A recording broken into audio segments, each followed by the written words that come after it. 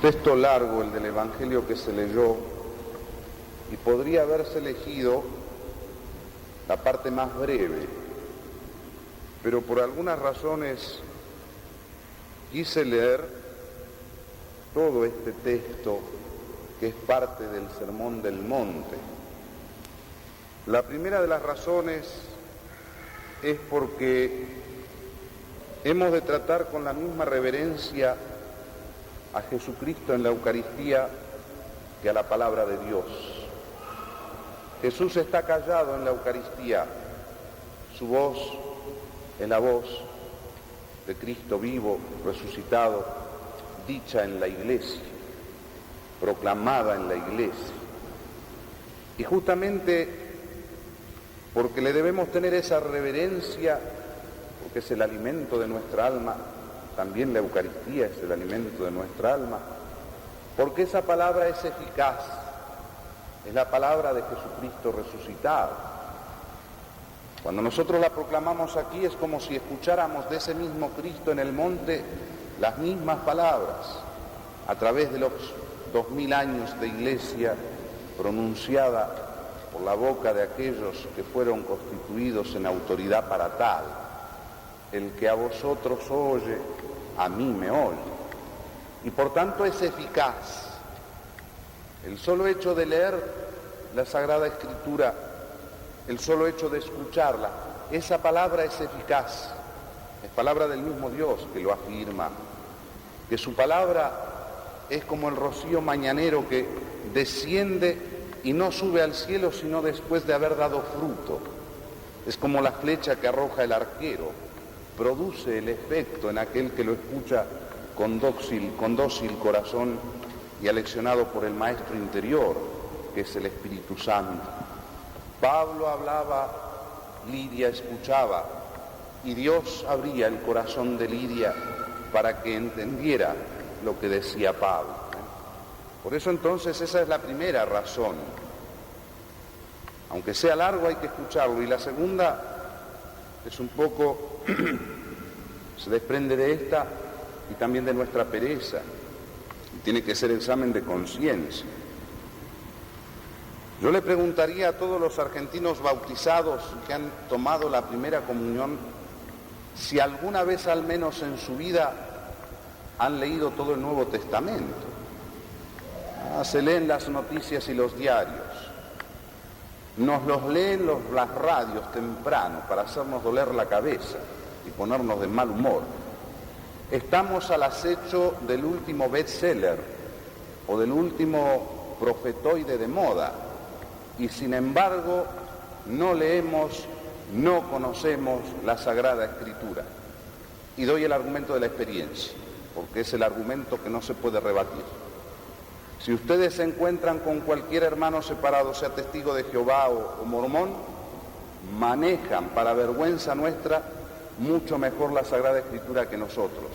Nosotros incluso ignoramos lo que dijo nuestro Señor Jesucristo, de cuya palabra ni una iota, dice, la iota es la letra más pequeñita del alfabeto griego, por eso dice Cristo, de mi palabra ni una iota dejará de cumplirse. Por eso andamos anémicos, queridos míos, porque cuando no se come, se anda anémico, y tenemos anemia de mente y de corazón, y por eso van avanzando, como otras veces os dije, tanto las tinieblas, porque no valoramos la palabra de Dios. Por eso basta leerla para que produzca efecto, y en nosotros, para que hagamos un acto de conciencia, para adentro, a ver en qué estima tenemos la Sagrada Escritura, en qué estima la tenemos.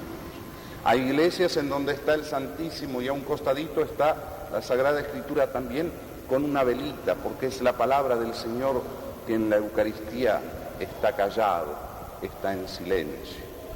Eso es la primera reflexión, cada día ese tiempo para leer un poquito. Nos cuentan que atrás de la columna, de la cortina de bambú, mientras trabajan los obreros le van repitiendo, hay tipos especiales que repiten las máximas del Mao, para que se las graben bien en la cabeza. Nosotros decimos palabra de Dios, ¿saben lo que es decir eso? Ustedes dicen, te alabamos, Señor, y salimos de acá y nos olvidamos de que fue el Evangelio. Hemos de reflexionar sobre esto, porque estamos despreciando el tesoro escondido y la perla por la cual aquel mercader vendió todo para quedarse con aquella perla de gran valor. Si no valoramos nosotros el tesoro escondido en los cielos durante muchos siglos, ¿acaso lo van a valorar los demás? Los enemigos la valoran para destruirla. Y nosotros que sabemos que la Escritura sirve para todo momento, para gruir, para consolar, para alegrar el corazón, la tenemos allí, en el anaquel quizá de nuestra biblioteca. Y vamos, aparte de este trozo del sermón montano, o sermón de la montaña de nuestro Señor Jesucristo, en donde como lo perfecto a lo imperfecto, como Moisés y Cristo, Moisés lo imperfecto, Moisés la sombra, Cristo lo perfecto, Cristo la realidad, va a legislar. Moisés legisló cuando el Señor le entregó las tablas de la ley en el monte Sinaí. Cristo es el mismo verbo que había entregado aquellas tablas. Habéis oído que se dijo, pero yo, ese yo, segunda persona de la Santísima Trinidad, pero yo os digo. Vamos entonces a reflexionar sobre un punto, porque el Evangelio de hoy da para muchos puntos, ya ven, sería muy actual hablar del divorcio, lo vamos a dejar para otro día, o del purgatorio en el cual muchos no creen, no saldrás de allí hasta que pagues el último centésimo, ese es el purgatorio, o del juramento, o de la lengua, cuando le dices imbécil a tu hermano, raca, o le dices apóstata, cuidado. Vamos a lo fundamental para que después ustedes en casa lo lean serenamente. Si vuestra justicia no es superior a la de los escribas y fariseos, no entraréis en el reino de los cielos. Él vino, dice, no a abolir la ley y los profetas, viene a darle su cumplimiento. A los profetas, porque en él se cumplieron todas las profecías. No le queda profecía al pueblo hebreo, se cumplieron en Jesucristo nuestro Señor. Hubo hebreos que se convirtieron a la fe católica cuando se dieron cuenta de eso, de que las profecías se habían cumplido todas en Cristo nuestro Señor. Por eso vengo a darle el cumplimiento, vengo a darle la plenitud. No penséis que he venido a abrogar tampoco la ley. Siempre los judíos le ponían trampas. Maestro, esta mujer ha sido pescada en adulterio. La ley de Moisés dice que hay que apedrearla. ¿Tú qué dices? ¿Ven? La trampa, la disyuntiva. A ver si él estaba contra Moisés, contra la ley, porque entonces tenían poder como para condenarlo. No penséis que vine a abrogar la ley tampoco. Vine a darle su plenitud. Plenitud. La ley en el orden moral. Ustedes saben que en el Antiguo Testamento hay una cantidad enorme de preceptos que son ceremoniales o preceptos rituales. Moisés estableció, y no solo Moisés, sino muchos más, cómo se debían hacer las distintas ceremonias en el templo, hasta dónde podían entrar las mujeres, hasta dónde entraban los gentiles, hasta dónde entraban los verdaderos judíos, cómo había que entrar en el Santa de los Santos, donde estaba el arca, quién podía entrar y cuándo, con qué vestiduras, cómo debía ser, preceptos rituales y ceremoniales. Esos preceptos rituales y ceremoniales desaparecen con Cristo, y voy a dar la razón.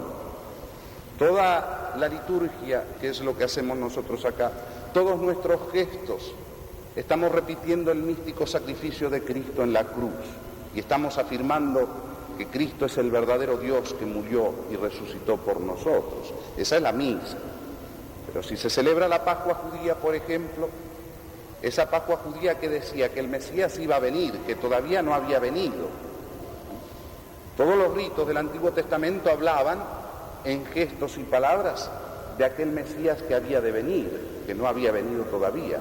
Por eso, si yo, siendo cristiano, celebro la Pascua hebrea, estoy haciendo un acto de apostasía. Estoy diciendo que Cristo todavía no vino, porque lo que se ora es lo que se cree. ¿Ven?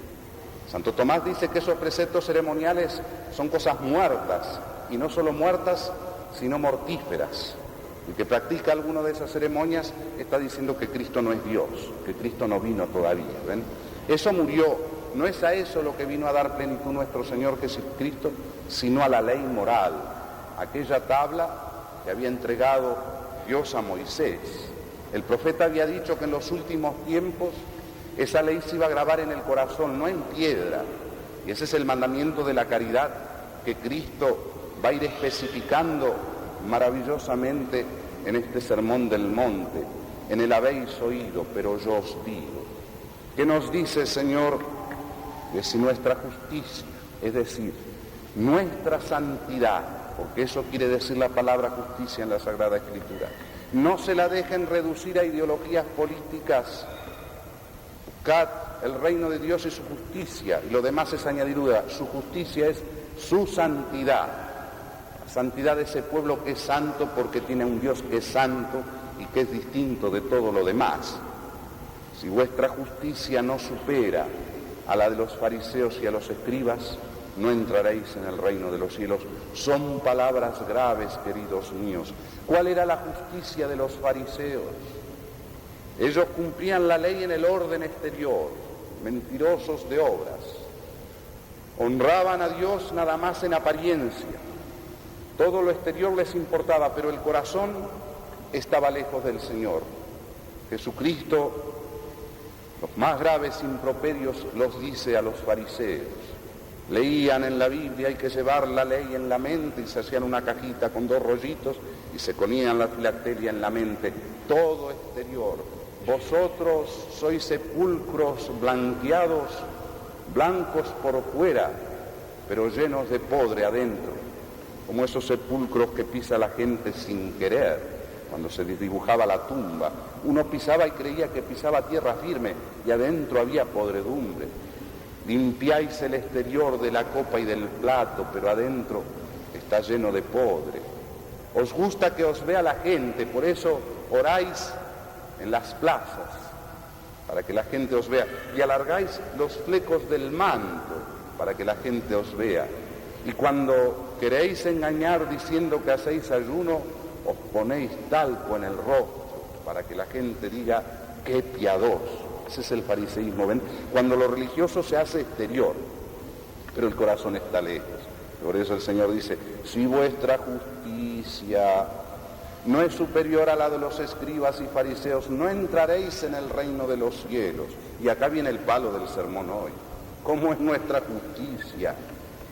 Porque se ven caras y no corazones. Y Dios ve los corazones, nosotros vemos las caras. Y puede haber caras muy piadosas, pero el corazón quizá esté lejos del Señor. Si cuando vas a presentar tu ofrenda, te acuerdas de que tiene algún hermano algo contra ti, deja tu ofrenda, reconcíliate con él y vuelve. San Agustín glosa, Dios quiere más tu corazón que tu ofrenda, por eso deja tu ofrenda y ven a entregarle el corazón. Lo que hace Cristo es profundizar esa fe, esa ley. Ellos la cumplían exteriormente. Yo os digo que el que adulteró en su corazón ya es adúltero. Ahí está, ¿ven? La interioriza, la profundiza. No es una cosa de apariencia, no es una cosa hipócrita. Hipócrita viene de la palabra hipócrite griega, que era la careta sonora con la cual se representaban las tragedias griegas, y servía para el personaje y para agrandar la voz, como estos equipos, que no había esos equipos, ¿ven? Por eso el hipócrita era el que tenía 2 caras, y Jesucristo les espeta. Fariseos hipócritas, raza de víboras. Queridos míos, cuando pensamos en fariseos, pensamos en esos ancianos con rulos y trenzas. Pero cuidado que el fariseísmo puede ser enfermedad nuestra también. Por eso, si nuestra justicia no es superior a la de aquellos, si no servimos al Señor con corazón puro, si lo que hacemos de religioso es nada más lo externo, pero nuestro corazón está lleno de yuyos malos, cuidado que no entraremos en el reino de los cielos. Quiere decir que la ley nueva es más profunda y es más difícil. Así dice Santo Tomás, pesa más, pero pesa como le pesan las alas a un pájaro, dice el doctor Angélico. Son esas mismas alas que les pesan las que le permiten remontarse a las alturas. La peste que ha asolado a la Iglesia durante todos los años y durante todos los siglos ha sido la peste del fariseísmo, en aquellos que son los mentirosos de obras, en aquellos que parecen y no son piadosos, en aquellos que engañan a los hombres, pero no engañan a Dios, porque de Dios nadie se ríe. Pues que la Virgen entonces nos dé la gracia de leer entonces este Evangelio en casa, por lo que os dije al principio. Todos los días hay que ir un poquito a la palabra de Dios. Parece que el Señor elige la palabra en el momento que uno está viviendo y es como el suave ungüento, como el óleo que nos cura las heridas y nos fortalece para seguir adelante. Vayan y lean entonces todo este sermón montano, pero léanlo así.